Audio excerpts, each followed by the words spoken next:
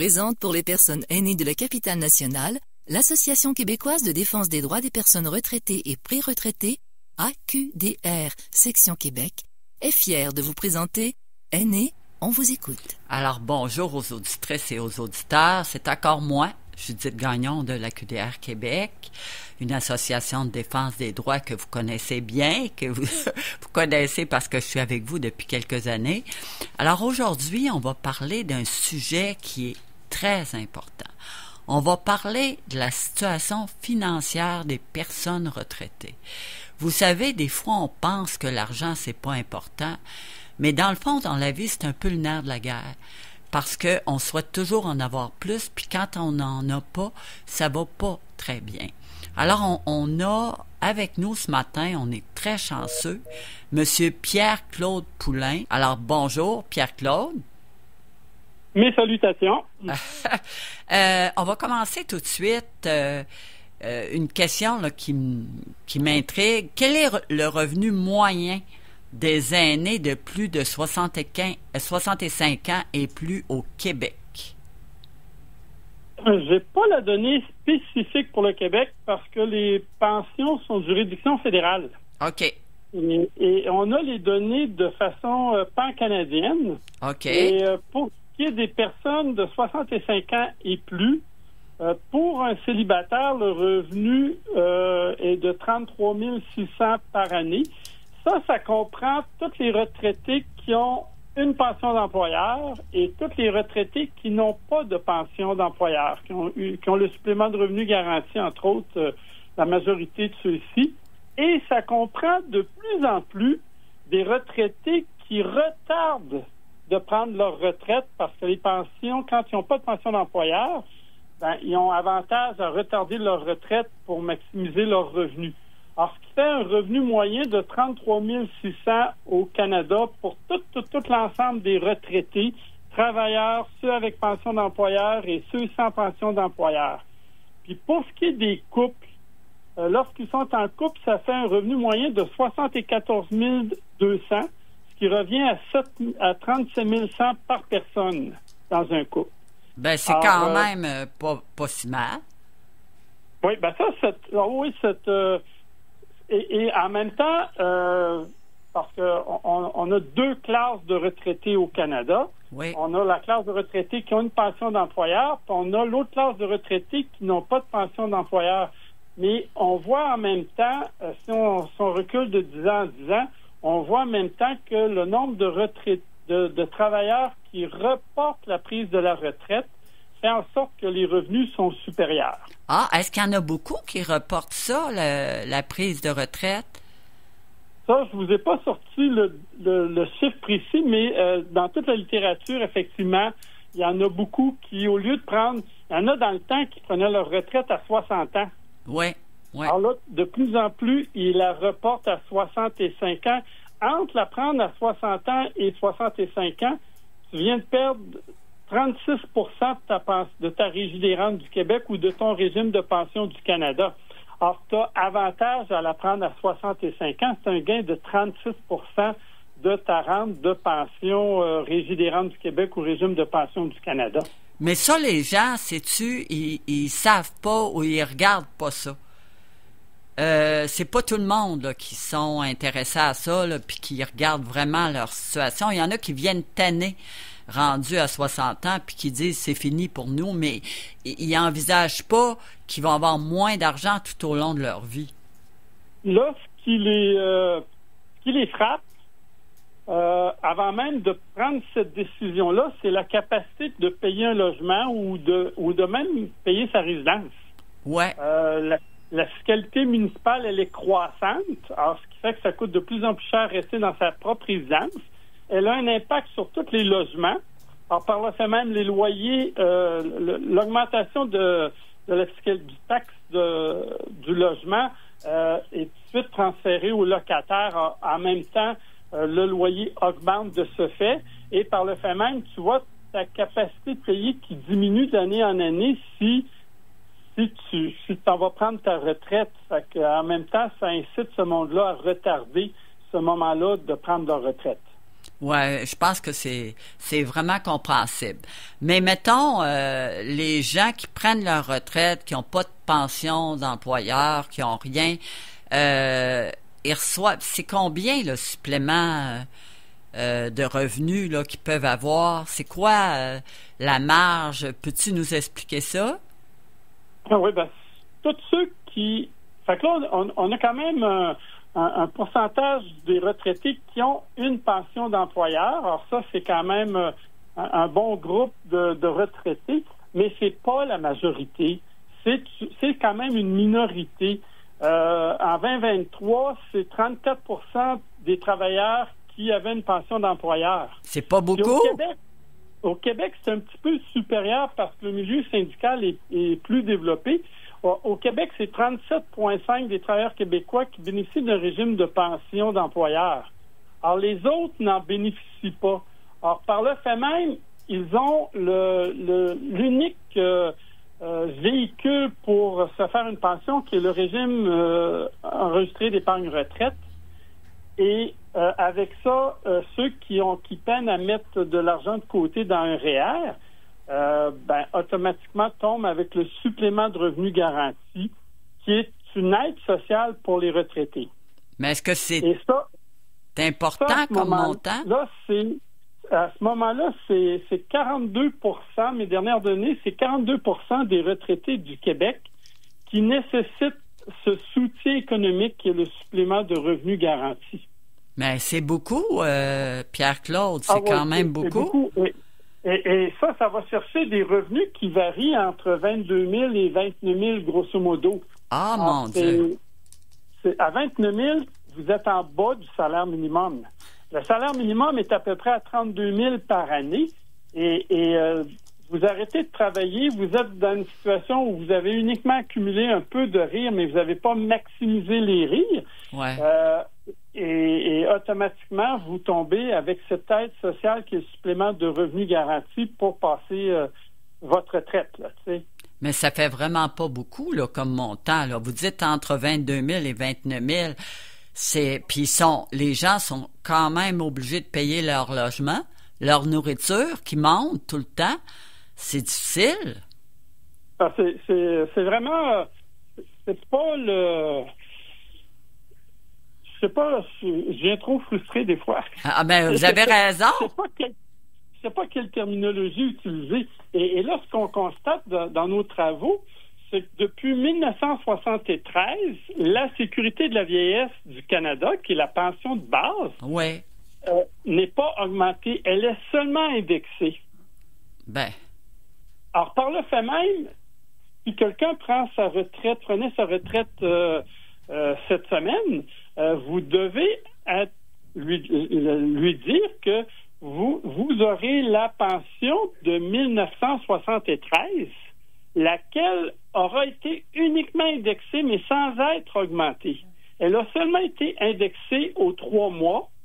C'est la façon dont la Sécurité de la vieillesse est administrée. On va indexer aux 3 mois la Sécurité de la vieillesse, ce qui veut dire que par une indexation, on va maintenir votre pouvoir d'achat. C'est ça le but d'une indexation.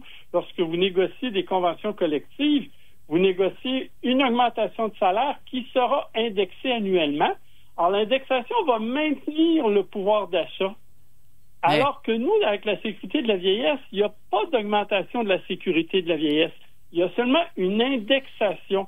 Alors, peut-on dire à la personne qui va prendre sa retraite qu'elle aura une pension de 1973, laquelle sera indexée pour maintenir son pouvoir d'achat de 1973. Ah, ça n'a pas de bon sens. C'est là que le bas blesse. Ah, le bas blesse beaucoup. C'est ça. Et c'est là qu'on se retrouve avec des situations qui ont des impacts sur toute la nation canadienne. Mais je comprends. À la fois, vous appauvrissez des retraités. Oui.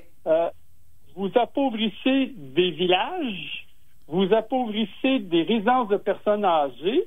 Vous appauvrissez des gouvernements provinciaux qui, depuis une dizaine d'années, sont obligés de s'investir auprès de leurs citoyens en émettant des crédits de soutien aux aînés, en émettant des crédits de maintien à domicile. C'est tout de l'argent du provincial par un manque d'investissement ralentissement et un manque d'augmentation de la sécurité de la vieillesse. Est-ce que tu peux nous comparer, avant là, que tu continues, est-ce que dans d'autres pays de l'OCDE, ils donnent des pensions de vieillesse plus élevées?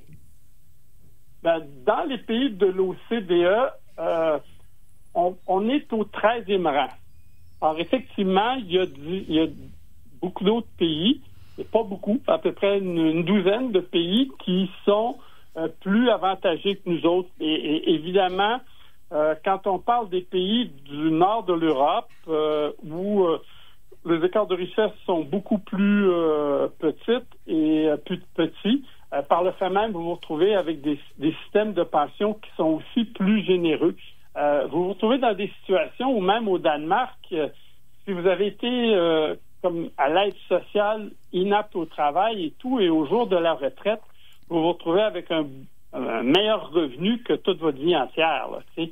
Alors ça, c'est au Danemark, c'est la même chose en Suède, Norvège, Finlande et tout, où là, il y a vraiment des modèles de pension qui sont plutôt des pensions universelles. C'est comme si au Québec, au Canada, on avait maximisé la sécurité de la vieillesse. OK, je comprends, mais ça veut dire que dans ces pays-là, on fait attention aux aînés. On considère qu'ils ont rapporté pendant leur temps de vie active, puis là, on leur donne une chance pour aller plus loin jusqu'à leur fin de vie, alors que chez nous, c'est pas du tout ça. Exactement. Et en même temps, c'est peut-être un peu plus de sociologie que j'interprétais ça, mais les générations qui prennent leur retraite, entre autres la mienne, ma génération, la majorité de mes amis ont tous vécu des séparations et des divorces, sont tous rendus avec chacun un appartement, une maison distincte. Alors, par le fait même, on s'en vient qu'une société qui est beaucoup plus individuelle et qui coûte nécessairement plus cher quand tu vis seul que quand tu vis à deux. Alors ça a eu un impact sur le logement qui a été énorme. Là. Tu sais, ça a été... Et en même temps, depuis les années 90, tous les investissements que le Canada faisait dans la construction d'habitations à loyer modique, dans tous les investissements immobiliers en logements sociaux ont complètement été coupés depuis ces années-là. Ça l'a repris seulement depuis une couple d'années. Et présentement, on manque de logements sociaux. On en manque 3,5 millions dans l'ensemble du Canada. Mais ça n'a pas de sens. C'est des logements qui pourraient servir à du monde qui ont des très, très petites pensions. Là, quand on regarde les revenus moyens que je parlais tantôt, 74 000 dans l'ensemble du Canada pour un couple, ça revient à 37 000 par personne. Et un célibataire ou une célibataire, c'est 33 600. La capacité de payer un loyer, elle est très, très limitée, alors que le coût moyen des logements est dans les alentours de 1800 présentement au Québec. Là, et c'est encore pire à Vancouver, c'est encore pire à Toronto. Alors, cette situation-là a un impact énorme et d'où la croissance remarquable d'itinérance partout au Canada. Ah, ça, on le voit au Québec, là. C'est même, il y a beaucoup de groupes de travail qui travaillent là-dessus.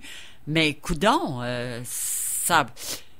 qu'est-ce que les gens font, Pierre-Claude, quand ils arrivent comme ça, avec des revenus moindres?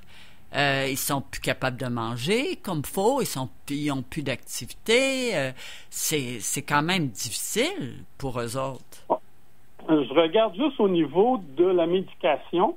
Il y a 10% des retraités du Canada qui sont incapables d'assumer une facture de pharmacie. Alors, qui n'en achètent pas du tout. Ils n'ont pas le budget pour assumer une telle facture. C'est moins le cas au Québec parce qu'on a une assurance médicaments. Laquelle assurance, vous devez quand même payer une franchise. Mais on voit forte. moins cet impact-là au Québec, mais dans le reste du Canada, on le voit vraiment.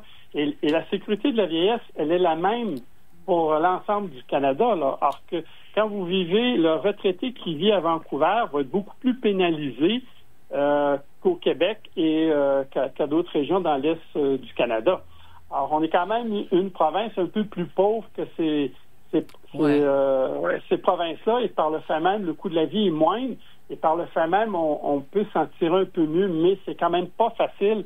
Et c'est pour ça qu'on voit de l'itinérance arriver au Québec. C'est pour ça qu'on voit de plus en plus de retraités qui, en prenant leur retraite, souvent dans les 5 à 7 ans, sont obligés de vendre leur bungalow, leur condominium, leur propriété.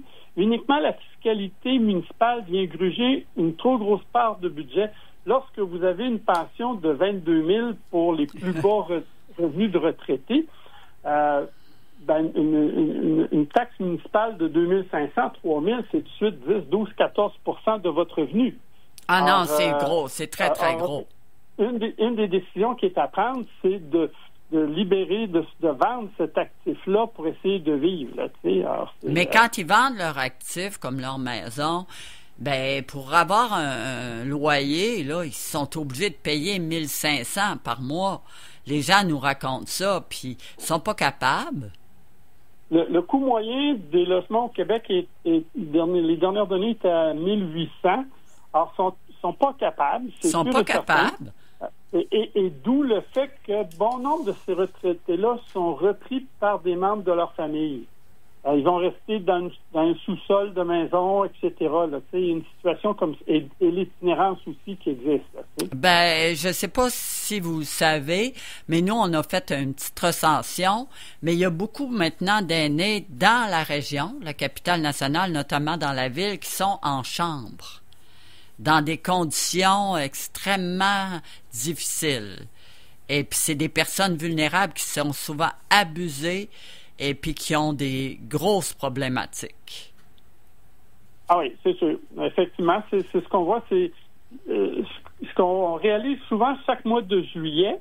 Quand arrive la période de déménagement, on voit que le retraité a tiré les revenus de ses petites pensions 1 année, 2 années, 3 années en maintenant son loyer.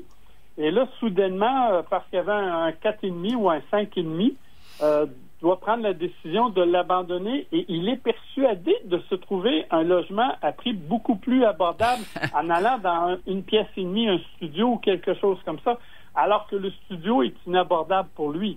Alors, on retrouve de ces retraités-là qui sont, pour une courte période, qui sont même itinérants chaque mois de juillet à Montréal, même à Québec, qui vont coucher dans des parcs et après le temps que le Centre des services sociaux les relocalise. On va aborder un autre point. Les gens qui, à un moment donné, sont plus capables, quand ils vont en CHSLD, qu'est-ce qui arrive? Je suppose qu'il y a un rabais où on leur demande moins parce que là, ils sont encore pris avec leurs petits revenus. Oui, effectivement, mais tout ça dépend des actifs du retraité. OK. S'il a une maison, ouais. Et ça, s'il a une maison, et la première réflexion à avoir, c'est s'il est seul ou s'il est en couple.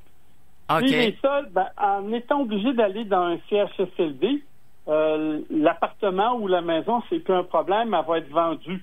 Ouais. Mais s'il est en couple, le conjoint ou la conjointe veut demeurer dans la maison, dans la résidence principale.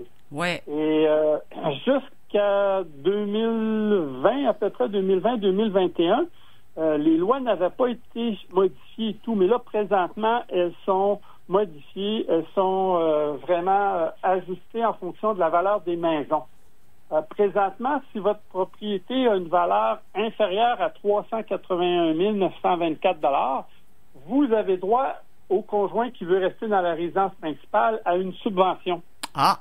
Pour subventionner le coût de votre conjointe qui va être en CHSLD.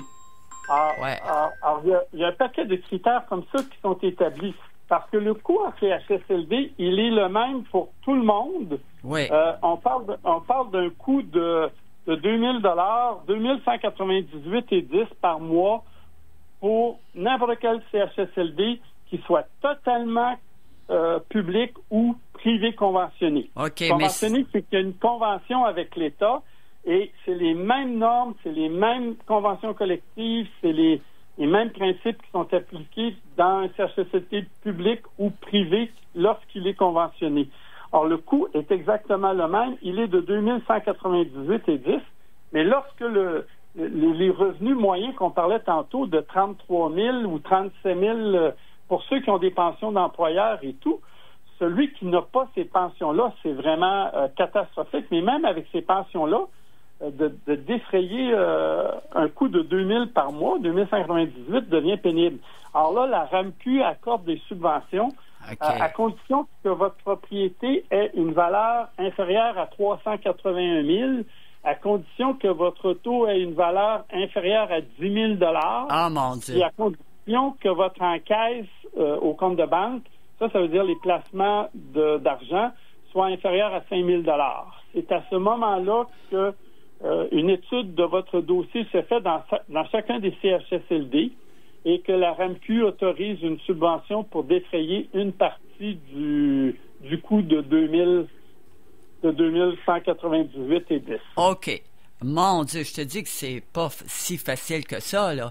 Puis se retrouver là-dedans, là, c'est difficile, là.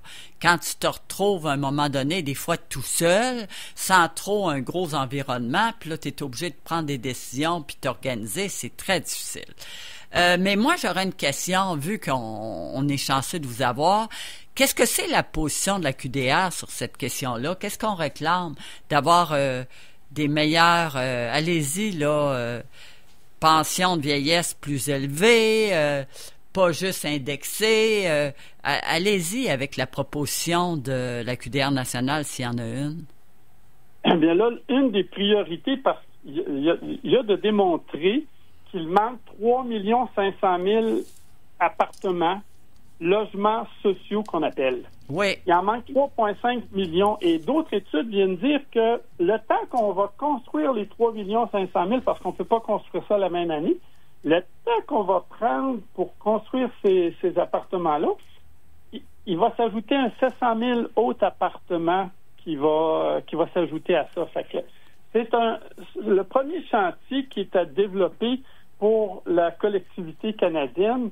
Ouais. C'est véritablement d'avoir des zonages spécifiques pour des logements sociaux. OK. Ouais. Ça, c'est vraiment une priorité dans toutes nos cités et villes. On a vu aussi l'exemple de la mairesse de Montréal qui demandait d'avoir un pourcentage de logements dans toutes les constructions de multilogements, d'avoir un pourcentage de logements sociaux, à défaut de quoi l'entrepreneur ou le promoteur devait payer une pénalité. Et il y a une tellement forte demande pour des logements que le promoteur préférait payer la pénalité que de mettre des locataires à des faibles revenus là-dedans. Alors, on réalise que possiblement l'autre piste de solution, ça serait par un zonage spécifique pour les logements sociaux dans toutes les cités et villes du Québec. Ça, c'est une des revendications. OK, parce qu'on n'a plus beaucoup de temps, là. L'autre revendication, est-ce qu'on demandait d'augmenter la pension de vieillesse? Ben là, elle n'a pas été augmentée depuis 1973. Ouais. De demander une masse monétaire pour compenser les retards, oui. C'est effectivement une grosse somme d'argent. Oui. Et ce qu'on préfère et qu'on trouve une solution plus raisonnable, c'est de cibler une indexation spécifique pour les pauvres. Ah, c'est bon, ça. Parce que oui. d'accorder mathématiquement, là, ça c'est pas de la fiscalité, mais mathématiquement, d'accorder la même indexation à tout le monde comme on fait pour les pensions, ça crée des écarts de richesse d'une fois à l'autre. Je donne toujours un exemple d'accorder une indexation de 10 Celui qui a 22 000 va avoir 2 200, mais celui qui a une pension de 100 000 va avoir 10 000. OK. Alors, avec les années, ça crée des écarts de richesse et on ne règle pas le problème. Tandis que si on a une indexation ciblée pour les retraités à faible revenu, tous ceux qui sont en bas du salaire minimum, ben moi, je leur accorderais une indexation différenciée pour eux autres. Là. Ça, c'est vraiment bon. Présentement, et même l'ancien gouvernement libéral au fédéral, les pensions sont toujours de juridiction fédérale, voulait accorder une augmentation de 5 par année. Oui. Dans le dernier mandat, il l'a fait uniquement pour les 75 ans et plus. Oui. Il a accordé 10 pour les 75 ans, mais il l'a accordé juste une fois. Ce que ça prend, c'est une indexation ciblée pour tous ceux qui sont à faible revenu, mais annuellement. OK. Fait que ça fait un petit montant annuellement qui va s'ajouter. Ouais. Maintenant, à 5 Hey, là, on peut plus parler, Pierre-Claude, là. L'émission va se terminer. Mais au moins, on voit les grandes lignes de qu'est-ce qui devrait être fait, puis vous nous avez très bien expliqué la situation. Fait que, désolé pour le temps, on a manqué au début, là, avec le petit délai, mais merci beaucoup. Un gros merci. Au revoir. Au revoir.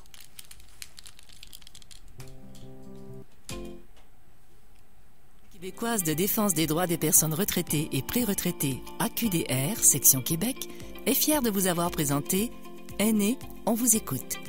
Pour connaître tous les services offerts, visitez le aqdr-québec.org ou encore téléphonez au 418-524-0437, poste 0.